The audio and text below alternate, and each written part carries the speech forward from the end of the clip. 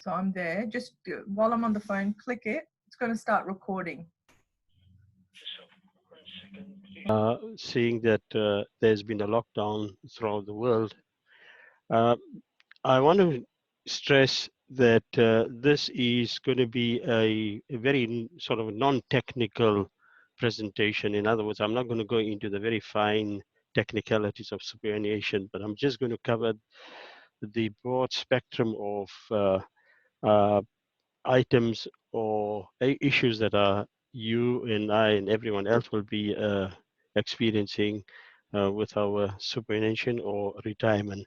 For those people in overseas countries in Malaysia, when I refer to superannuation, I mean simply the pension that the state or uh, that the country provides for you in retirement.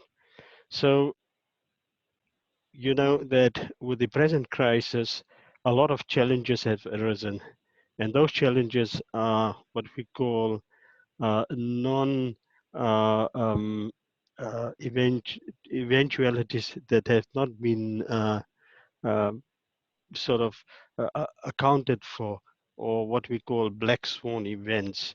Black swan events are events that you don't budget for or you don't anticipate, but they do come, like we experience with this COVID-19. So what are the challenges that we are facing with regard to our superannuation? I'm going to start with explaining two very well-known legal maxims in Islam. The one is called the harm must be avoided, and the second one is to do with hardships requiring facility. When we refer to harm must be avoided, harm means many things. In the time and in the circumstance in which we find ourselves, harm would mean removing something or some object or a thing that may cause you or some other person harm. Historically, we can go back to the time of Umar radiallahu anhu, when he ordered his army not to enter a town that had been experiencing plague, and also ordering the people in that town not to come out of the town for the fear that they may affect other people with the plague. So these are some of the practical experiences that we are seeing in place now with isolation in your home and with social distancing. Of course, the circumstances were different than today, because this is a worldwide phenomena. In those times, um, it was confined to a locality. But harm also means things like hoarding, especially in this time when people are tend to hoard food, medicine, and even the basic necessities that people require. Also, harm means in this time of the COVID-19 that people should not go and overbid in their habit of going to, when they do shopping and they want to acquire certain things there, to overbid over someone else. And of course, the other examples of harm should be avoided is like taking wrong medication, or listening to quack doctors that will give you all sorts of misinformation. Harm can also mean withholding zakah or sadaqah or lillah, meaning that the person or the people that require it most are being denied the legal or the benevolent benefits that are available to them. Uh, Harm also means in this time not observing things like social distancings, and of course having bad trading practices. I'm saying all this because I'm going to come to the issue of superannuation in a few minutes. The other aspect that I want to discuss under harm is the concept of gharar or uncertainty. Now, having a look at your TV screens every day, we see constantly flashing in front of us that the stock market has crashed, that uh, this has happened overseas in this country, and that has happened in another country.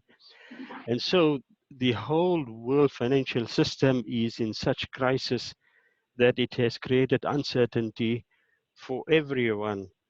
And it is something that we should consider very, very carefully in our financial transactions, because gharar does affect the way in which we invest our funds and expect those funds to provide us for sufficient income in retirement. The other aspect that I want to discuss is the concept of maisir or gambling. In other words, taking bets or taking positions in a market which does not require you to do at the moment, only because you're doing it out of anxiety or worry. Harm also means avoiding scams in these precious times, because I noticed in last 2 days that there's a host of scams being profit over the internet, uh, especially uh, uh, directed at elderly and the retired people, asking them to invest so much money in this scheme and you'll get an X amount of dividend at the end of a year, at the end of 3 months or 6 months. So these are type of scams that really affect your retirement income, and by virtue of this maxim saying harm must be avoided means avoid these type of scams. Of course, one should also realize that at this time, the tax office will be monitoring all sorts of activity that you'll be engaging in, especially with your superannuation funds, how much money you take out and how much money you put in and so forth. Um, the other legal maxim that I want to concentrate on is one that refers to a hardship that requires facility, or by facility we means hardship requires ease. And especially in financial difficulty times, it is uh, the ability to access your money that has been accumulating there for many, many years. If you are in the accumulation stage of your retirement, it is very difficult to access those funds except under very, very trying circumstances. And I'll give you the examples a bit later.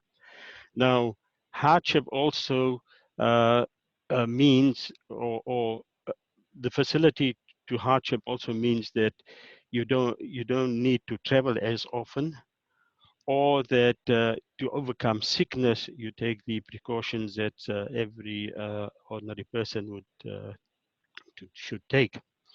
Now, I'm going to refer to a few things, uh, especially in light of your superannuation and how the COVID-19 is going to affect the way you handle your super funds. I just want to ask Ramila if she can call up the uh, that Excel spreadsheet that I prepared. If you could do that, Ramila, please. Now here you see a table there, and that table I am referring to the table at the bottom where my cursor is. Over a 10-year period, I'm sorry, not a 10-year period, from 1973 to 2019, there has been 10 major falls in the stock market. And in the first column, you can see that the first stock market crash was in 1973 of 31%. Recall that in 1973, this was a time when Faisal Ibn Saud was in charge.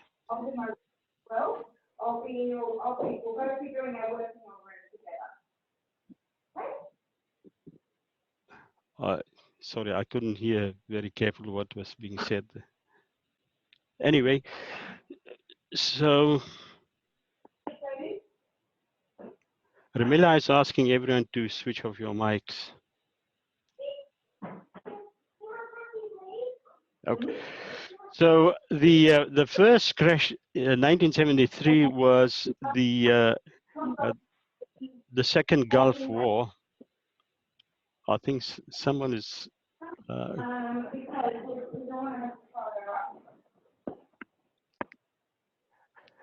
Okay.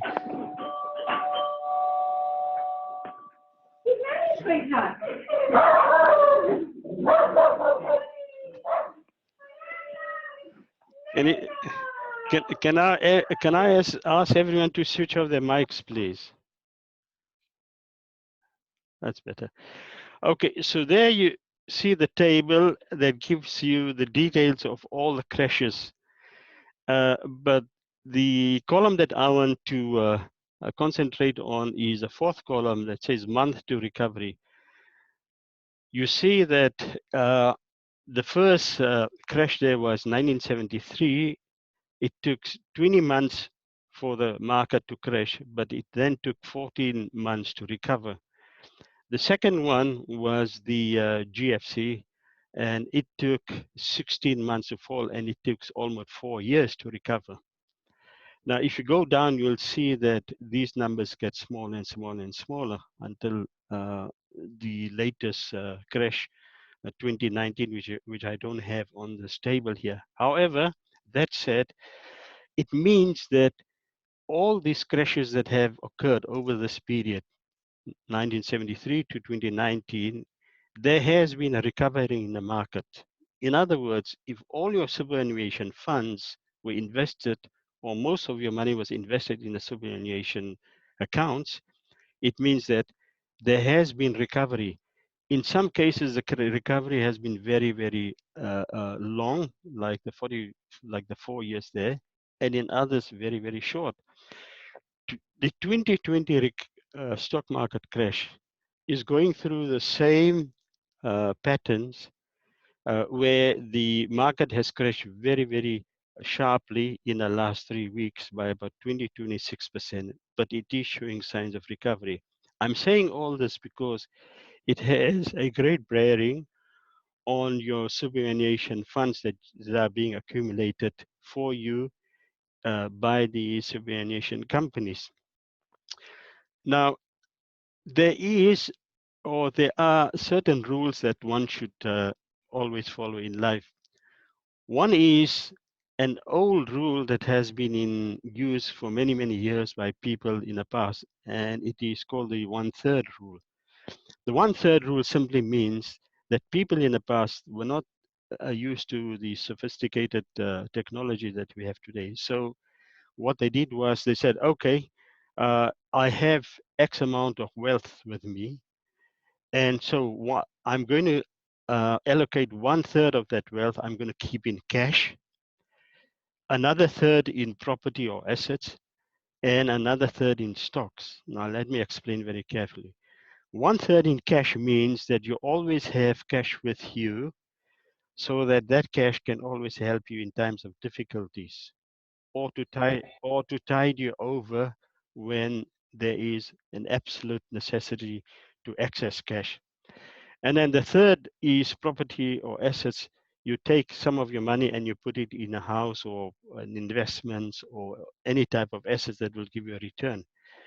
The other one, 1/3 in stocks, merely means that if you were a trader, you would keep 1/3 of your wealth in stocks. Or if you were a professional person, you would invest 1/3 of your money in your profession. Now, one of the best examples of this 1/3 rule is Singapore, where if you are in the 35 to 45 age brackets, the employer is obliged or mandated to contribute 13% of your salary and pay it into a super fund. The other 20% must come from your salary. So 13 plus 20 is 33%, which is 1/3. What the government then does is they take 20% of your money that is in the account, and they buy a house for you, so that by the time you retire, your house will be fully paid. 6% of the funds will go to a retirement account, which gives you a sort of a pension when you eventually retire at age 65 or 67, whatever the age is. And 7% will go into what they call a MediSave account, which really tides you over when you are in difficulty, especially with your with your health, going into a hospital, private hospital, public hospital, whatever. So these are some of the rules that one should clearly look at in one's own circumstances. Of course, at the end of the day, you still have to make a decision. Now, the decision that you make is one that will depend on your age, whether you are starting at age 25 and you have another 40 years or 42 years ahead of you until you retire at age 67. So those closest to retirement, their decision making, of course, will differ from decision making when you are just starting out life. And it also will depend on where you invest the money. Very briefly, one must resist the temptation in this time to make a wrong decision. In other words, a decision that will cause you a decision that you take now, which at the time you think is rational, becomes really irrational later. To give you an example, if you say to yourself that I'm going to take out all my superannuation or retirement funds from this fund and I'm going to invest it in that fund, you're really not making a very big decision that will benefit you.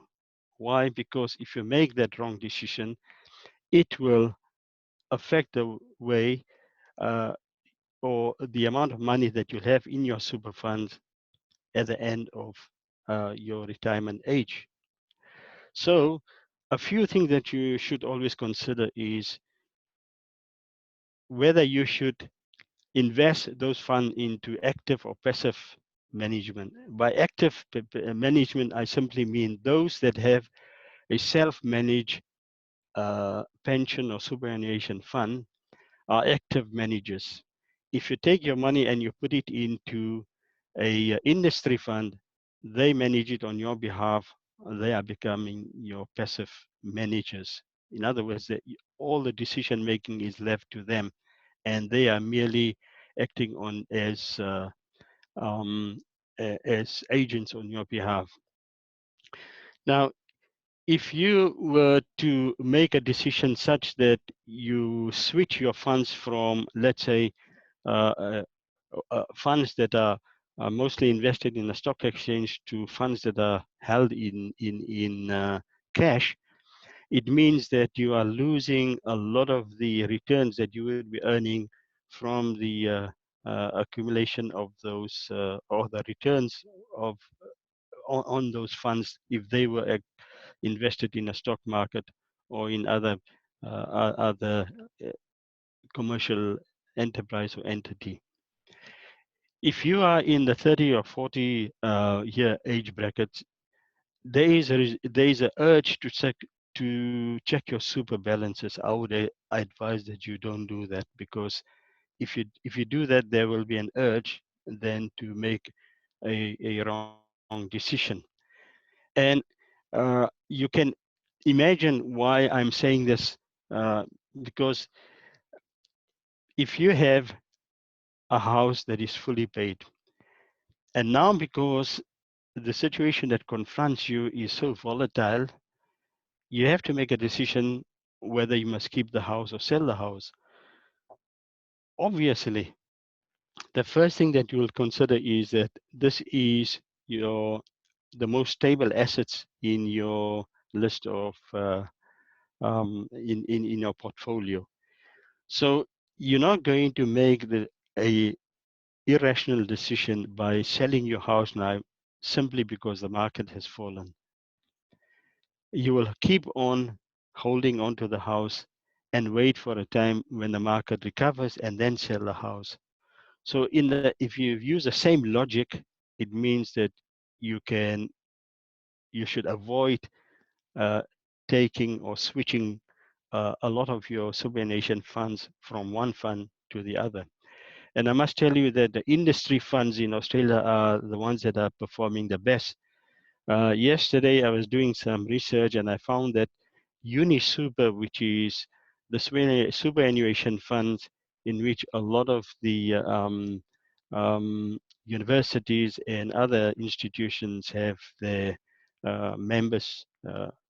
That fund, the UniSuper, has been the best performance fund in 2019. It had returned 18.4% uh, for 2019. So there you see the advantage of keeping your funds in a passive or actively managed fund. Uh, what if you are close to retiring and you have to make a decision? Well, it's a good time to speak to your superannuation fund and to see whether you have the best mix of assets in your superannuation accounts. And also, it's a good time to consult an honest superannuation advisor. And they seem to be very scarce these days. What happens if you lose your job and can you access your super? Well, for most of us, legally you can only access your superannuation when you turn 67. These are the new rules. The old rules, under the old rules, you could retire at age 65. However, that's been changed now to align with a lot of the retirement ages in other countries. Um, if you are really under very, very stressful circumstances and hardships really confronts you, then you are able to access some of your superannuation funds. Now, hardship in this case means uh, being on a new start for at least 6 months. And hardship can also include um, things like being unable to meet your living expenses or uh, confronted with life-threatening illnesses or needing money to pay your mortgage. And living expenses include expenses like your rent arrears, outstanding bills, your car repairs, your medical expenses, and so forth. If you have your own superannuation funds, a self-managed super fund, the best thing for you is to engage a special um, advisor on superannuation funds to see what is the best outcome for you. But I would say that if you have the capacity to move your funds into an industry funds, it would be much better because their performance have been very, very good.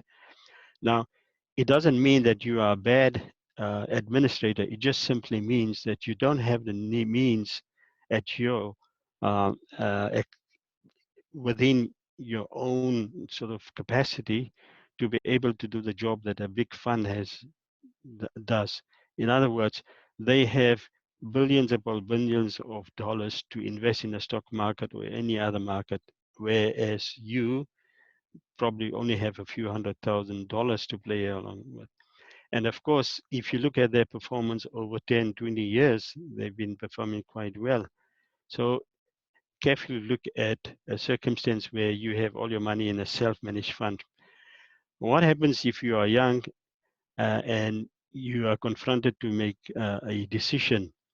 The important thing to remember if you are young is that you have many years before you retire. So if you are in your 20s, you have at least about 30 or 40 years before you're going to retire. Uh, so for the majority of Australians who are in this category, you should really do nothing and just stick with the superannuation fund that you are currently in, because markets do go up and fall. And you cannot make a decision every time a market falls or every time a market increases to switch your funds into other funds. I want to share also an exercise that I did here. Um, just see if I can get to the top here.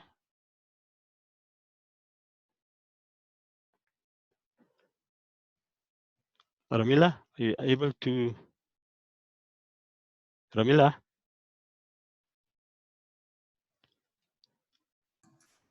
Ramila? Yes, I'm here. Sorry. Oh, can you just on the sheet here? Yeah. On the same sheet you gave. Yeah. Can you just go up? Up. Yep. Yeah. Okay. Yeah.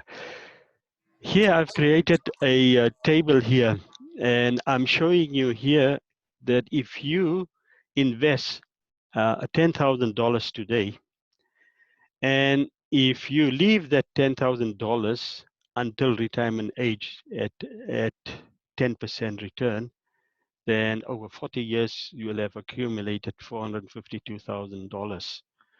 Now, unfortunately, I can't change those figures here. Ramila can change it, but if let's say 10% is too high, if you change that to let's say 5%, Ramila, okay, see what happens.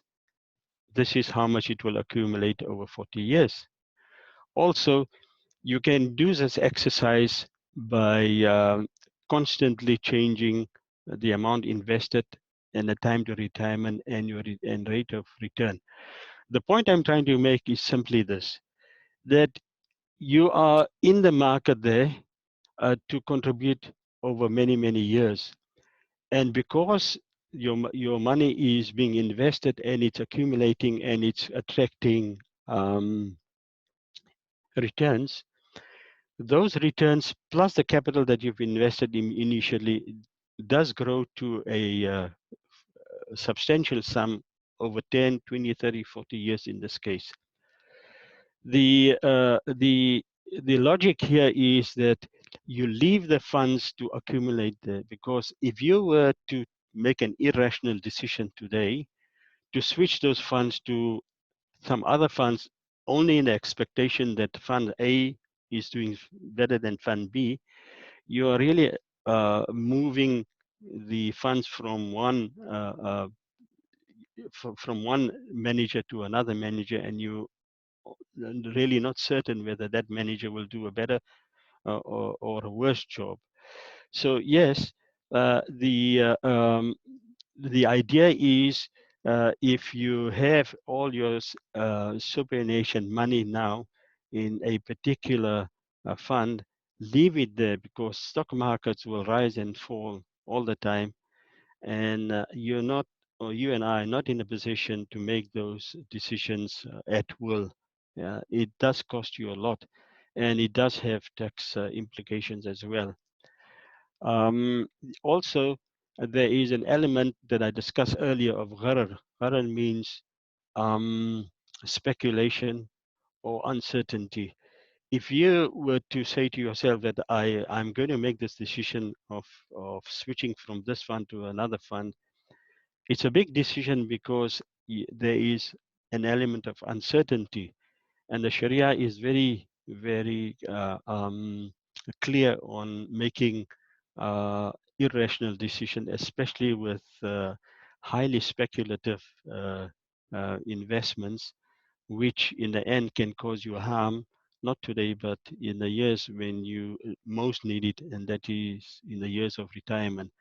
I'm going to stop there, and I will ask everyone else if they want to ask me any questions. Thank you very much for listening.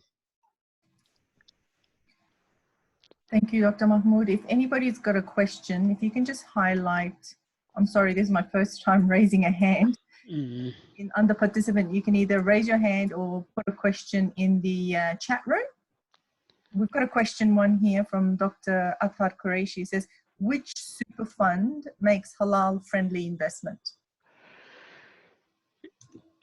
At the moment, in the Australian context, there is only one that claims that they make superannuation halal investment. That's the Crescent's, the one that is managed by Crescent Investments. I'm not aware of any others, but you can certainly look at the ones that claim that they subscribe to a lot of the environmental issues and other ethical issues, in other words, ethical funds. Also, I must tell you, those ethical funds, in terms of performance, are not as good, performing as good as the other funds.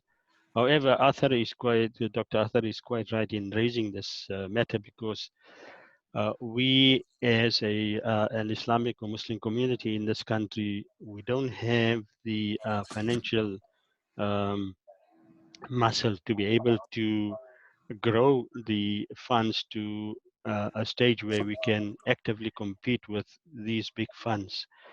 If you are with an employer that insists that you keep your funds in a particular industry fund, then you are bound to that.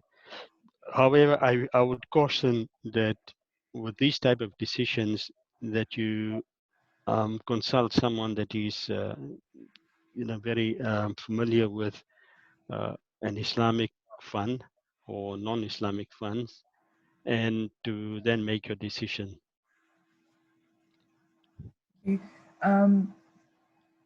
Silma Ihram just made a comment, so if anybody wants to read the chats for some comments with other people, or if you'd like to ask a question, I would be happy to unmute you.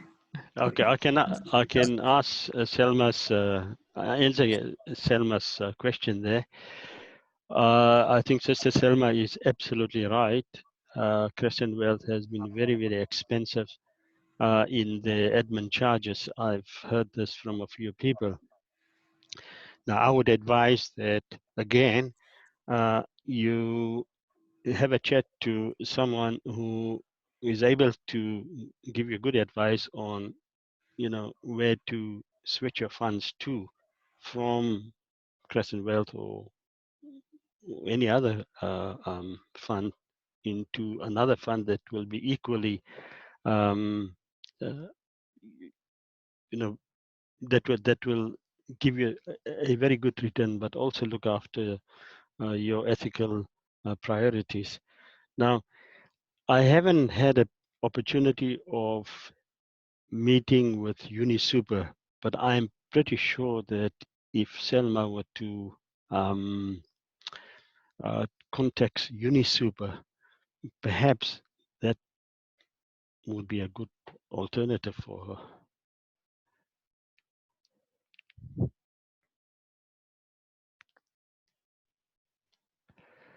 On this question that she raises here, I know Muslims who get together, they super invest in a property. The problem with property investment in a super is that it does not provide you with liquidity. In other words, when you most need the money, then you have to sell the property. And now it's not always easy to sell a property in a down market. So you always have liquidity problems. And also the downside in having a partnership in a property is that one or two partners may agree on something and the rest of the partners may not agree. And there you'll have a disagreement in principle, and it really creates a lot of uncouth for problems.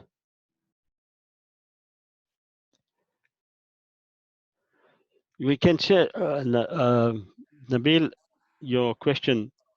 Can you sell your share in a property? Of course, you can sell your share in a property if you are in a property trust.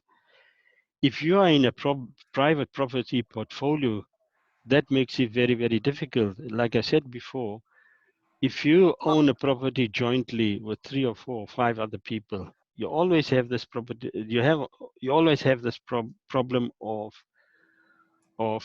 partnership and partners not being able to agree on one or two decisions. That's number one. Secondly, is you have liquidity problems because property is not easy to sell a property, overnight and to liquidate it. Now, some of the partners will say, well, I don't want to sell a property because I don't need the money. And two other partners said, well, we need the money and we want to sell the property. How do you then um, address those issues? Makes it very difficult. Can one super be considered as takaful? No, not really. Takaful is strictly insurance in the sense that it is short term, whereas superannuation or pension is investment in the long term, on a long term basis.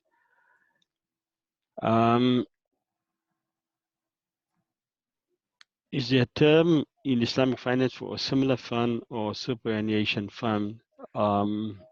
I'm not sure what is meant there, but I would think that the question refers to the name of a fund.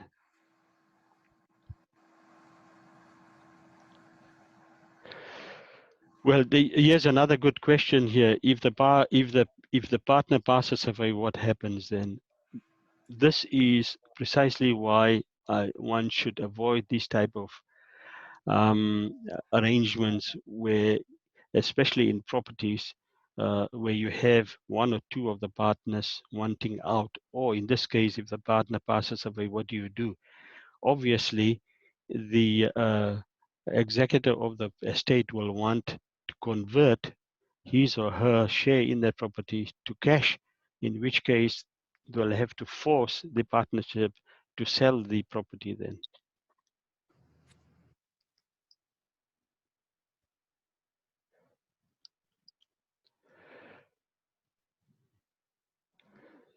UniSA also make haram or unethical investment. Of course they do, but so does everyone else.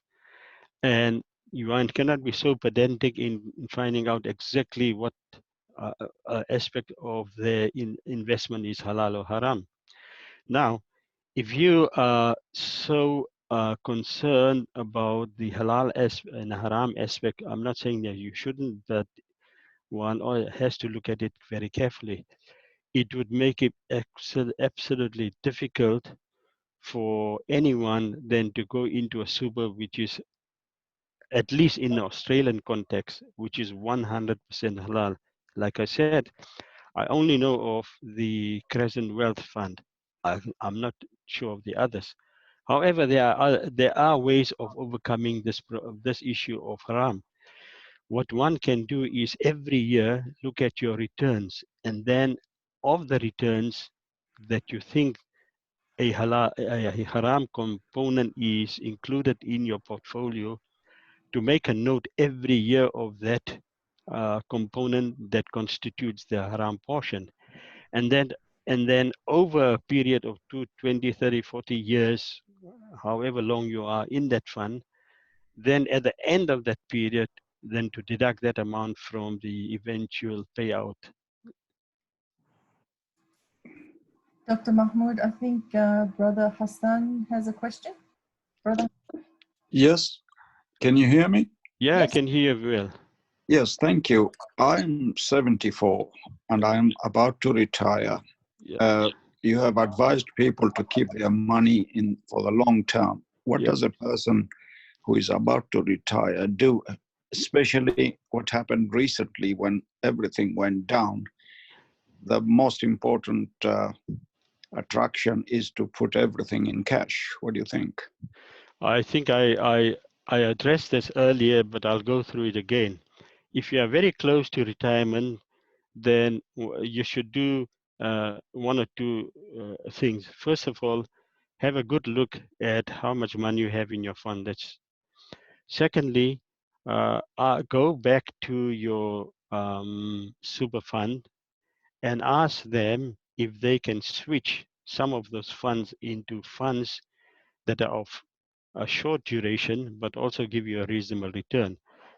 I have a problem with cash at this time because the cash is being invested actively in ribawi assets, and I don't think one would want to convert those funds into ribawi assets. In other words, taking the money and putting into the money market where you get interest rates of 0.5% or 2% or 1%. That's the problem.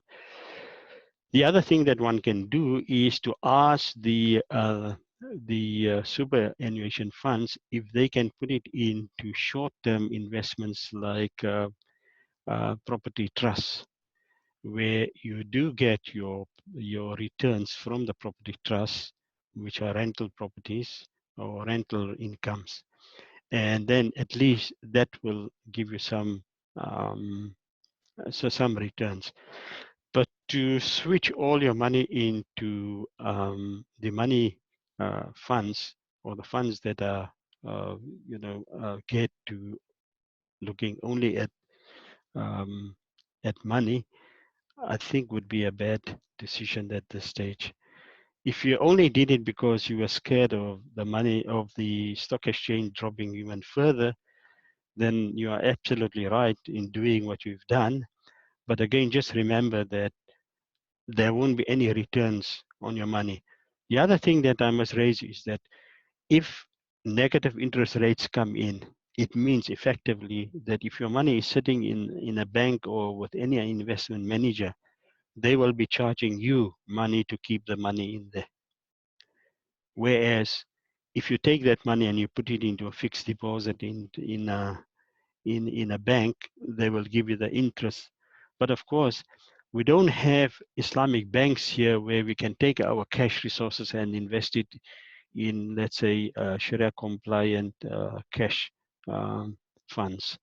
So there are some of the very difficult issues that we will confront in this. Thank you, everyone. We will continue if you would like to ask more questions, but the session did end. So if you are running late for another meeting, so you can be excused. But I think Dr. Mahmoud Nathie would be more than happy to stay on for a few more minutes to answer more questions if you like. I see there is a comment here. If a 30-year-old has that 50,000, this question I will have to address personally with the person that's asked this question, because I'll have to do some of the calculation and get back to them. It's not going to be an easy explanation over in the time that we have available. But I'm very happy to answer this question. Max, if you'd like to send Dr. Nathie an email, and he will be able to respond to your question there, as he did. Dr. Nathie, there's one more question up there with Soni Bahar in the chat. Are there any changes within our existing super to protect how much we lose during this time of stocks going down? Where is that question? Just a bit for 11:43, if you just go a bit up a bit. Yeah, Soni Sheikh, are there any changes we can make within our existing super to protect how much we can lose during this time of stocks going down? Look, this is purely a question that you have to address with the super funds themselves, because I've read in the last 2 days of superannuation managers addressing this problem, and the answers are varies from person to person. Again, I think it's a question of your preference, whether you are in a balanced fund, the type of money that you have allocated in your super to the various classes of assets. So perhaps the best thing is to contact your super fund and to ask them, look, is there or are there ways in which this can be minimized?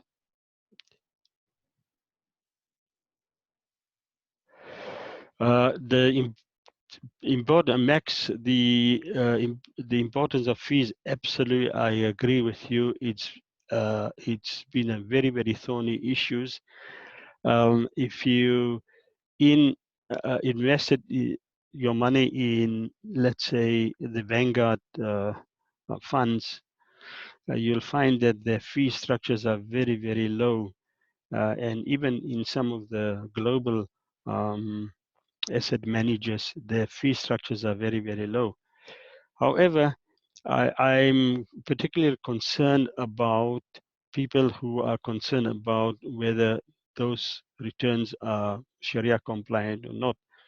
It's a very, very difficult question to answer because one really don't know how those figures or how the monies are being managed and in which assets at any particular stage. However, having said that, you're absolutely right about the fee structures, because if you are earning effectively, let's say 6% per annum, and 3 or 4% of that money is going into fees, in the accumulation phase, there's very little money that you are accumulating over your lifetime until you retire. So yes, fees are a very, very important aspect to consider. And that is why some of the industry funds are good destinations to put your money in, because the fee structures tend to be rather low compared to the fee structures that some of the banks, the super funds that the banks are running at the moment.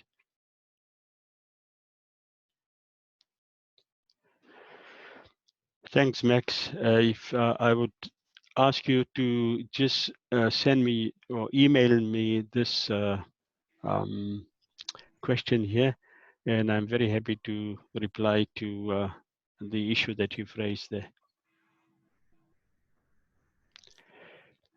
Thank you, everyone, and thank you to our participants in Malaysia. I hope you have a good Ramadan, and also to everyone else. Hopefully, you have a good Ramadan, inshallah. And I'm open to any question that you can raise with me privately.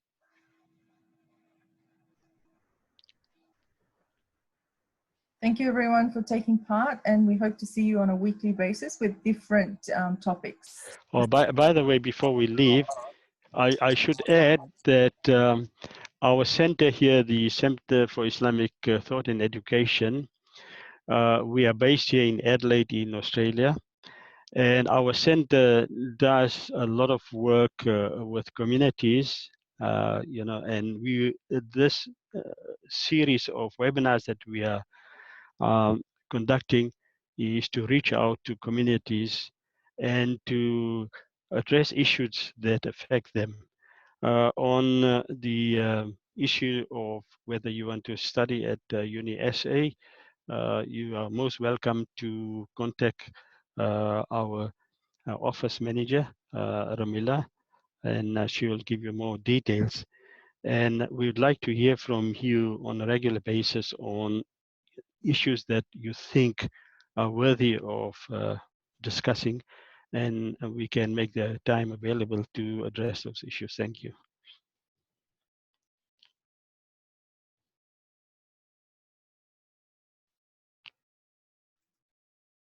Assalamu alaikum everyone. We look forward to seeing you all next week, inshallah. Salam, and thank you, Ramila. Thank you for your for organizing this, and for all the participants. Hope inshallah you have a good Ramadan. Assalamu alaikum. Wa alaikum assalam. Wa alaikum assalam. Thank you. I leave this thing. It's not leaving me. How did you leave it? I can't leave it. Yeah, everybody's leaving, but I don't know how to leave it. Like a figure. Yeah, but close that window at the top. There's a thing that makes it bigger. Close the spreadsheet. I couldn't get past that spreadsheet either. Why? I just couldn't, it wouldn't, couldn't close it. You can't close it because I'm sharing it. Oh, sharing. Where's that thing? That's it. How do I make it big? Close. Oh,